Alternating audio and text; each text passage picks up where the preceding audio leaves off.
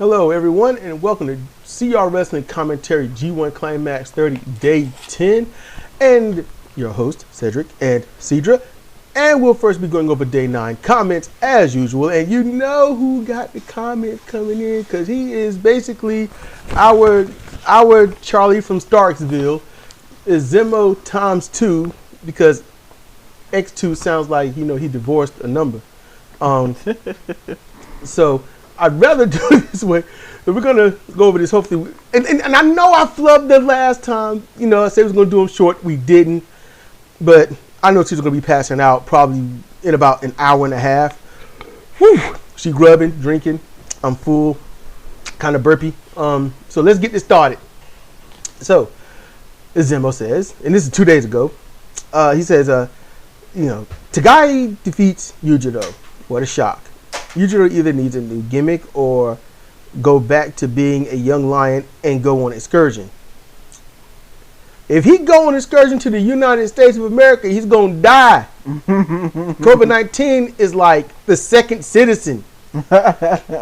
Yeah. So, Yujiro is bad, but he ain't kill a motherfucker bad. So, stay in Japan and go back to the dojo, train with some young lions to get your mojo back if you ever had it. But I do agree with Zimbo. Yeah, he need to do something. Something to give. Yeah, he got to write them songs. That's if you ever seen that movie, What's Love Got to Do with It? That's where that joke comes from. I got to write these songs. Jeff versus White was very good, and the outcome was a complete surprise. Absolutely agreed. Mm-hmm. But it does make sense, though. It does make sense. It's a surprise, but it made sense. I would have been upset if Jay had won. Yes, I would have been upset because it's like ghetto is too obvious, yada yada.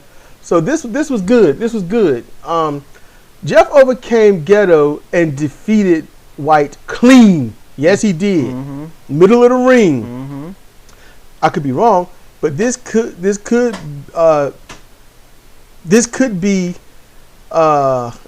wrote BECA. I guess he had two things going through his head. The common writing error. I know I make this mess, often, and I got to keep going back. This could be because signed with. This could be a sign. I think that's what it meant. Be a sign that New Japan Pro Wrestling have signed Cobb or are planning to sign him. Then he said, and you know what? Truthfully, it could be. It could be a sign that they're going to sign him. I would rather Cobb be there. Okay, Jeff Cobb needs to be in New Japan Pro Wrestling or Ring of Honor. I think he's already signed with New Japan. They're freelancers for New Japan Strong. They're not signed with New Japan, but they are freelance. I read that he signed with them. And he might have. And if so, good. And you work with New Japan, you're most likely going to work with Ring of Honor. So, There you go. Yeah. He said, I skipped Suzuki versus Okada. I love Suzuki, but I could not bear to watch him lose to someone he should beat in his sleep. And dude, we agree. Yeah, it was awful. Suzuki beat the daylights out of Okada, but in the end, Okada still wins. Bloody hell. Would it kill New Japan Pro Wrestling to book Suzuki to beat Okada clean just once? You know what? It would. They would be like, wait a minute. Did something make sense? Mm-hmm. What have we done? We've killed pro wrestling. It was logical. That's what would happen. What was you going to say, girl?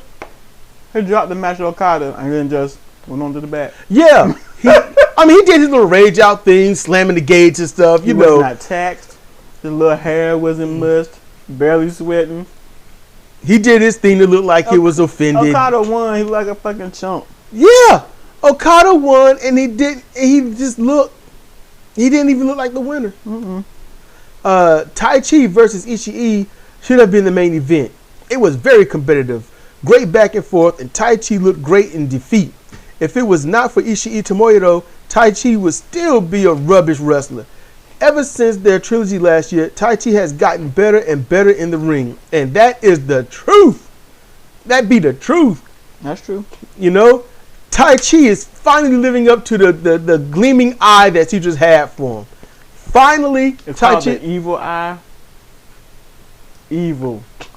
Oh, when you watching them and smiling and No. wishing your hair was blonde and black at the same time, I figured you was liking him. Yeah, I aspire to look like a broke ass Dracula. Thank you.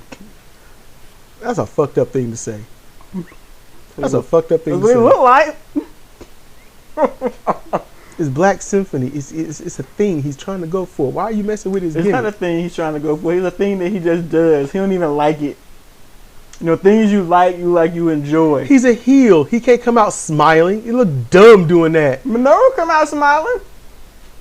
Yeah, he did. But he's earned that. Tamatanga come out smiling. And you know he gonna fuck you up. Yeah. Come on, man. Damn, I miss I Tama. know. He endeared me that G1 when he looked over at Suzuki after the tap match. I'm gonna fuck you up. I was like, oh shit. And then they went out and they tried to have that hardcore brutal chair thing going, but they were smiling too much. Beating each other with chairs, getting hit legitimately, but smiling. Crazy fucks. Will versus Kota was good, but I would not put in the main event. I was afraid that Kota would lose to Will, so I was happy that Ibushi won. Will constantly taking a beating, but somehow winning in the end is one of the reasons why I am not a fan. Yes. Yeah, that's old. How do you get beat down to the point where you look like you unconscious and then just make this epic comeback and win? Just go on a slurry of moves. You don't sell your back, your leg, your arm, or nothing. You just full bore, get your moves in and win.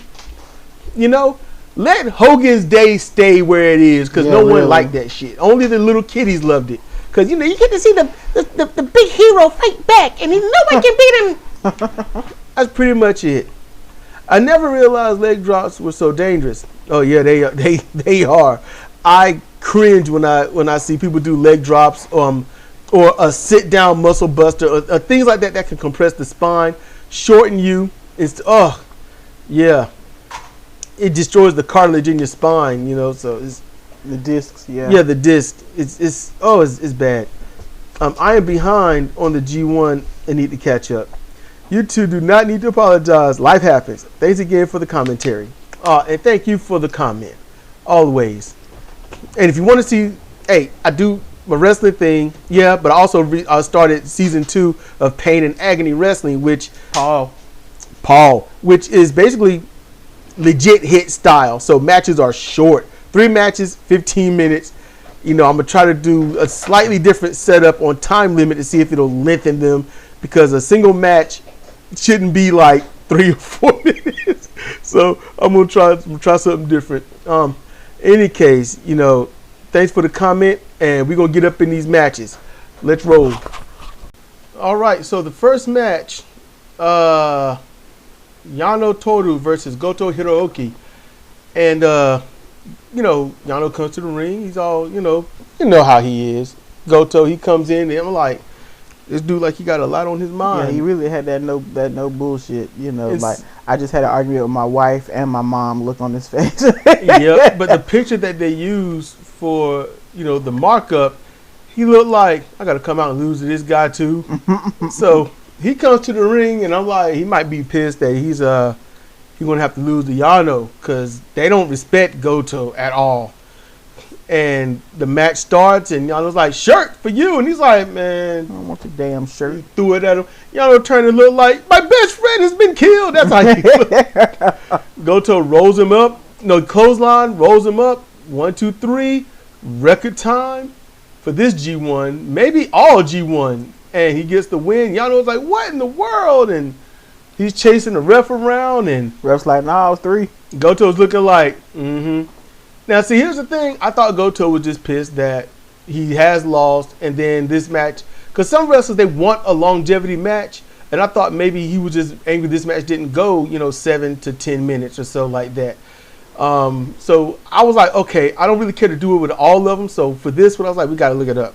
And Yano was like, I didn't get a chance to do anything. No, restart, crap. And then Goto's like, look, man, I'm serious. I did what I had to do, and then that's it. Now I'm not quoting word for word. No, not even close. But, just summing it all up. And Goto said he had to do his thug thizzle. Goto, I'm glad he won. I hope that, because that look in his eye, that over competitive look, Yeah. I like it. Yeah. He has that good face for that. That's what he's been missing this G1. That look. I'm gonna come in there and I'm gonna twist you in half. You know, so I'm guessing he was really pissed off about that loss to Zach because he got skis washed, and he might got a dose of some Shibata. Yep. So I'm glad it ended like this, but let's just keep it real. This match ended this fast because most likely one of the other matches is going to go really long. Yeah, potentially, yeah. So with that said, y'all, let's roll. Okay, the following match is Zack Sabre Jr. versus Sanada, and this match, good match. This is a match you could watch quite a few times. You could watch this quite a few times. Look, this match opened up as if they was carrying on from a previous match. Yeah. They did great. It was back and forth. It was Sanada and Zack. That's the beauty of Zack Sabre Jr. It expresses how great Sanada is. Yeah. Because Zack is a consistent chain wrestler. He goes from one move to the next. He never lets anything settle. He is working you. He does tiny little things to add what little damage he can. Little annoying knuckles to the back or elbow to the kidneys, you know, or to the ribs. He does so much. Great countering, great variations of grappling that he can do. And you know, the rear hand clutch for certain moves like the Dragon Sleeper he did, but clutching his hands behind his back. That was crazy, man. You know? That spider monkey arm. Yes. And you know, when I first saw Zack, it was like, what in the world? What is this dude? He is like so crazily thin. I mean, he can't take a hit. But then after the third match I saw of him, and I was like, you know what? He has to be that thin, so he could have his arsenal. And so I like seeing that. With Zack, when Zack, I'm gonna try and breathe this up. When Zack first got here, nobody knew what to do with him. He was tapping out everybody, and then the next time he was facing these same people, you know, they decided I'm gonna stay away from him, but that didn't work for so long. Sanada was right there with him. Sanada is the only one that has tried to learn and evolve so that when next time he faces Zack, he's got more to bring to the table. It's not that he's just in there doing his thing, going through the motions. You can see that he's studying how to not be in Zack's clutches, and that's why their matches are so enjoyable. Sanada has proven that he can match almost every single style. The only thing I haven't seen him do is that hard-hitting style like Ishii and a bit of Suzuki, Goto, and others. They get that level of intensity. Sanada hasn't shown to do that because Sanada is so chill with everything he do. Yes, he's very chill. You know, so, but, you know, New Japan don't seem to even be smiling at that style anyway. So his versatility is still showing, and I really wish New Japan would recognize that. Like I said, my guess is that Sanada, and I'm sure y'all in the future will be like, nah, you wrong, because you would know. But it seems like I said, he lost enough matches where if he loses his next one, there's no point in him being in the G1. So that means he's got to win every single match until the very last one, or the one right before it where it's kind of like it don't necessarily matter. Yeah. You know, it's like, I know I'm not going to be in the top one, so, yeah, you know. But I thought this was good. I could watch. At first, I thought I was getting tired of them. No, I could watch these guys wrestle like again and again. You know, so this is great, and I like it. I'm wondering what Zemo thinks about it. I'm glad I saw this match. You know, you got anything else to add, love? Nope, that's it. All right, let's roll. Okay, and we are back, and I am going to lead this one off because you are dealing with some tired people over here. But this match was Juice Robinson versus Evil with Dick Togo, and this match kind of went the way I thought it was going to. When it started, it did, to me, in my mind, it didn't make sense for Juice to win, and the cheating started early, but it was focused cheating because he started working on Juice's back, throwing him into the railings, throwing him into the naked turnbuckle to the turnbuckle pad off, throwing him into the turnbuckle several times, putting him in, I think it was a single leg Boston Crab, and working on that back. So he was softening up the back the whole time So heel tactics made sense for his finisher. Juice mounted a little bit of a comeback, but Juice wasn't doing anything extraordinary. He was just wrestling the way he wrestled. He generally seems passionate, but he wasn't pulling out all the stops or anything like that. So Evil winning wasn't a surprise to me, and he went. What's the name of his move? Darkness Falls or Evil? Which one? The sit out power bomb? No. The STO. STO. Yeah, Evil. Evil. Okay, and he won with Evil. 1, 2, 3. It was fairly simple. Yep, that's about how it sounded. I had my eyes closed most of the match. I could hear everything going on. I could listen to Juice. I could tell when he was chopping. I could tell when he was going into his flurry of punches. I could hear everything, and it sounded exactly the way Cedar just described it. So I had my eyes closed because I'm tired. I'm still trying to hang in. If you still want to keep watching some matches, yeah, we can do our best, and if we hit our limit, then we hit our limit. All right, so we'll pause it here and just see how it go. Let's roll. Okay, this match is Yoshihashi versus Naito Tetsuya, and last show they was Naito basically talked like he didn't even care, and the way Naito came to the match, like he didn't even care. Yoshihashi came to the match like, I can tell that he don't care. And then the match happened. They opened up with some different type of mat wrestling. Yoshihashi showing some differences. Yeah. But then it went back into the normal stick. So this was your typical, I'll say, high-level 3-star match. I can't give it 4 stars because it was too common. Yeah. It was so common. Yoshi didn't shine, even in defeat. No, he didn't perform as well in this match as he has in the past. And 3 or 4. Yeah, that effort, that urgency, he didn't have it. And I'm gonna be straight up with you. He needs to stop using the butterfly. They have absolutely buried the butterfly lock. It's done. It's not gonna win. Not in the G1. And it should have. I think Yoshi was. Okay, we know they know before they get there, but Yoshi looked like he was psyched out before he got there. That butterfly lock is pointless. It's meaningless. They've absolutely killed it. I mean, really, he goes through everything. It's a wear down hold. It's no different than a rear chin lock.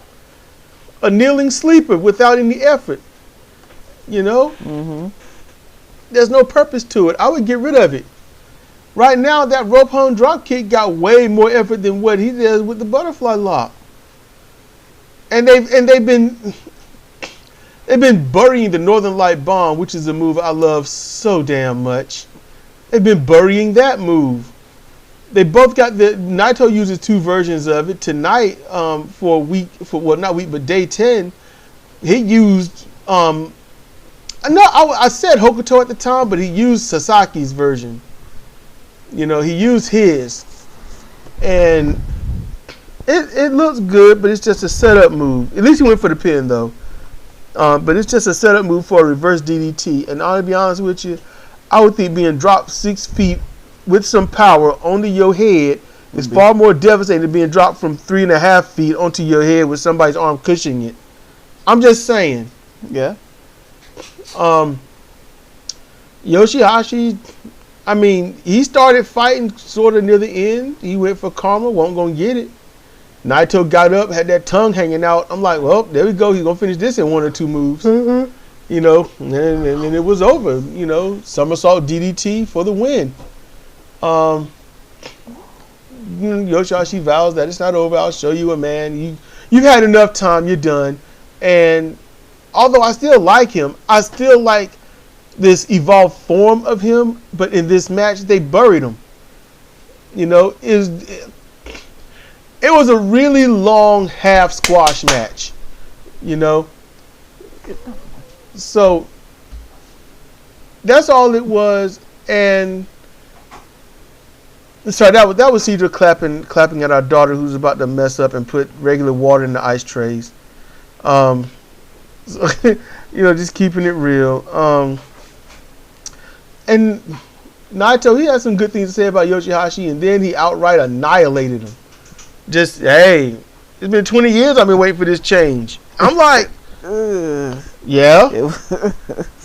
I was like, you just calling out the obvious. That's how I saw it. So it is what it is. Any case, more exciting than an Okada match. True, but more exciting than the Yujiro match. True. That's all I can say. Yeah. Okay, we got what? This should be the main event, right? Yeah. All right, let's roll. All right, so main event: Kenta versus Tanahashi Hiroshi. And it's 3:10 a.m. as we start in this one. I think we've been watching this since, about 1:30, 2 o'clock? I think we started around 12:30. Good grief. We had some pauses. Yeah, had to, cook, eat, all this. People got to pee, y'all. It happens. And then get seconds. And then, almost go to sleep, but then fight back to keep commentary going because I do it for you. Really, I'm not necessarily doing this for me. I'm really not. If it was my way, I wouldn't even do this. I really not necessarily this, not like this. I would do it in a different way. It would just be like, look, I watched the whole thing. I wrote my notes on who won, who lost. I would just say if the match was good or not.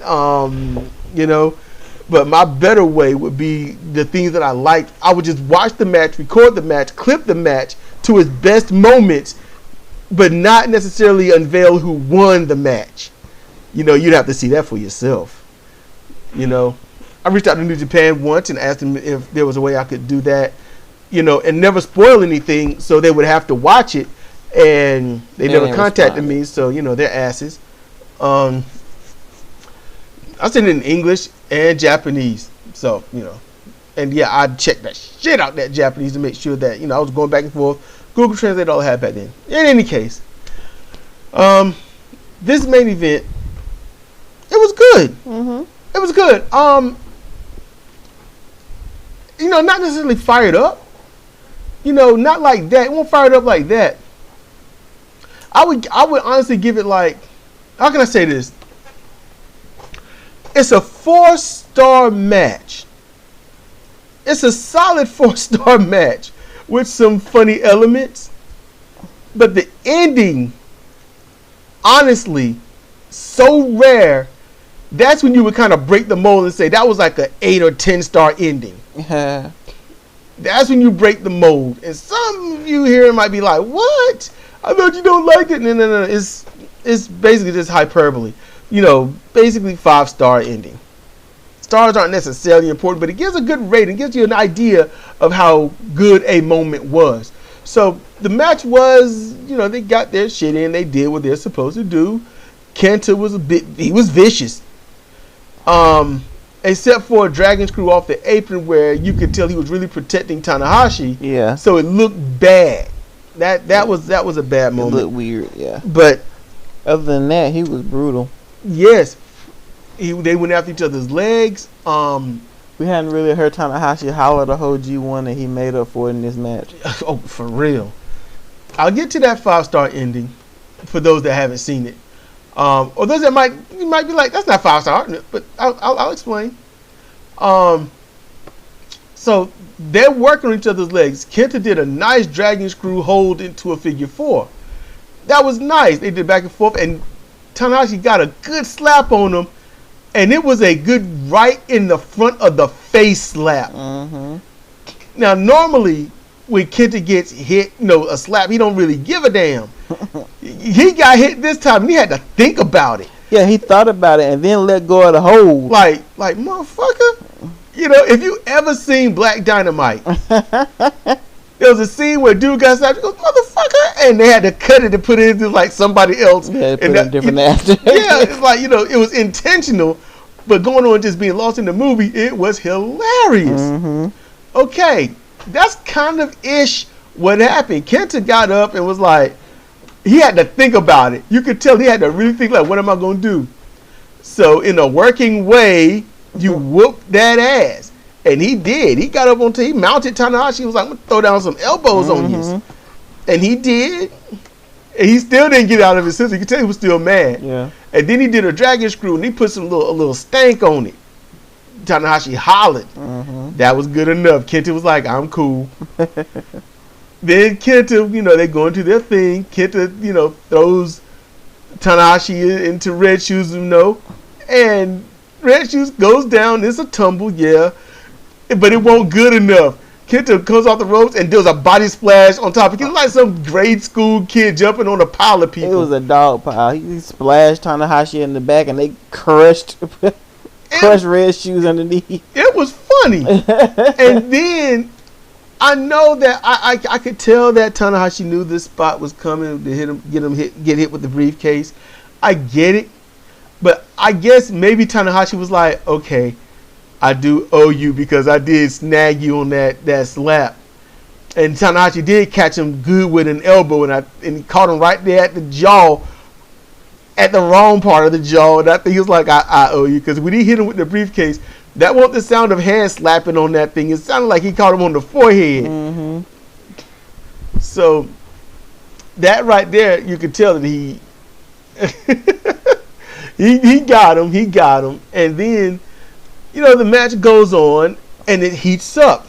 Psycho knees in the corner on the ropes. Had him sitting up. Penalty kick. It heated up. It did very well.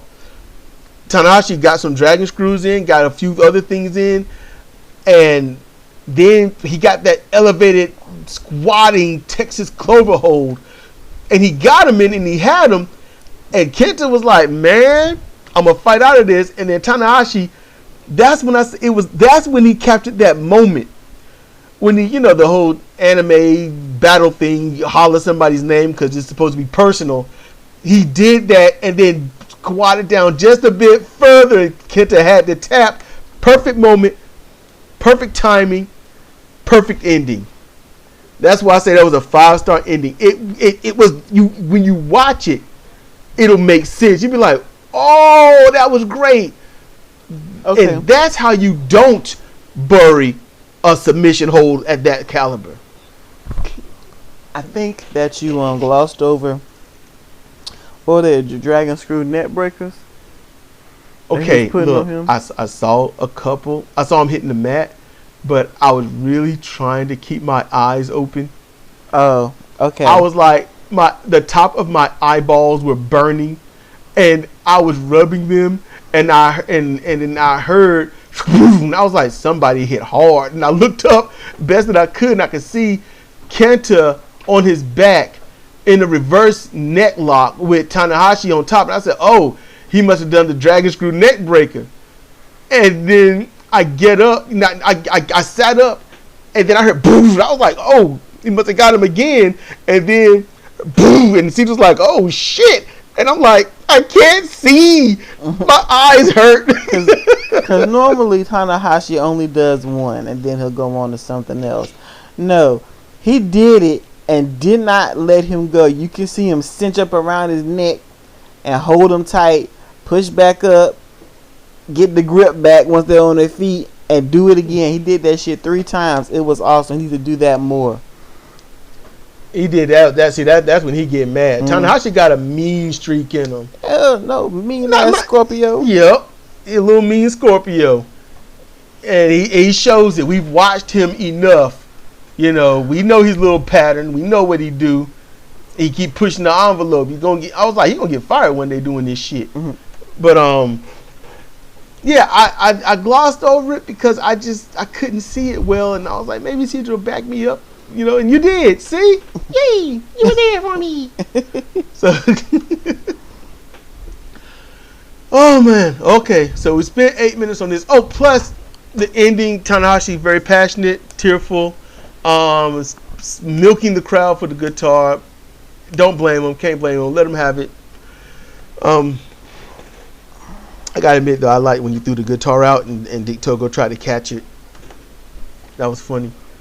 And then the commentator was like, it was over your head. And, yeah, it was way over his head. I was like, oh, that Togo was looking like, I know I shouldn't have got up, but I'm a fan. Mm-hmm. So that was a little bit of exposure to the business. They shouldn't have shown that. I thought it was Jado. It was Jado? When they sitting ringside? I guess, okay, that was Jado? Yeah, in the white t-shirt? Yeah. Yeah, that was Jado. Oh, okay. I saw shades, and I didn't look at shit else. I kid you not. It was shades. I'm like, all right, this did Togo. And I just kept looking down and comforting my eyes.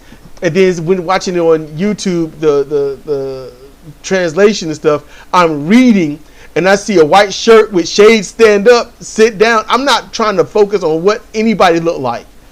I don't even know where Milano Collection AT was sitting out there. I know the commentators are there, and the one that's not in the suit stands out. That's all I got. So my bad, y'all. My bad. You know, I be's not perfect. So, hey, I enjoy watching this. This is a good one. As much as I could see out of my sleepy haze and stuff, I'm still not gonna be well tomorrow. I got to take my pills tonight. I got to, because I've missed enough days, like a day and a half. So, I'm gonna be messed up. But I've enjoyed this. This was good. This one was good. We still got to catch up on a lot. So with that said, this has been Cedric and Cedric for CR Wrestling Commentary, G1 Climax 30, Day 10. Good night, everyone.